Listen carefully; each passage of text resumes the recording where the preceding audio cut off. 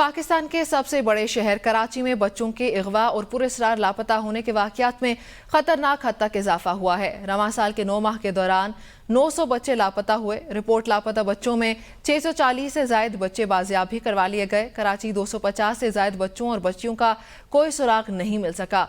वालिदैन अब भी अपने जिगर गोशों को तलाश कर रहे हैं। लापता बच्चों में 200 बच्चे और 50 से ज्यादा बच्चियां शामिल हैं। रिपोर्ट के मुताबिक माह अगस्त में सबसे ज्यादा 155 बच्चे अगवा और लापता हुए। जिला शर्की से बच्चों के लापता होने के सबसे ज्यादा वाकयात रिपोर्ट हुए।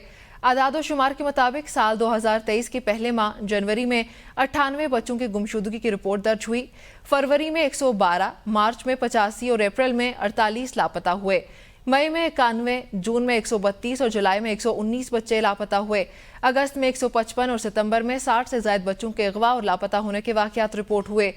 बच्चों के लापता होने के अक्सर वाकयात गुलशन इकबाल, बल्दिया टाउन, औरंगी टाउन, महमूदाबाद, नुमाइश, माड़ीपुर, कोरंगी और गुलिस्तान जोहर में हुए।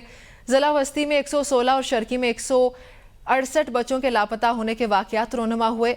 जिला कोरंगी से 122 और गरबी से 140 बच्चे और बच्चियां गुम हुई।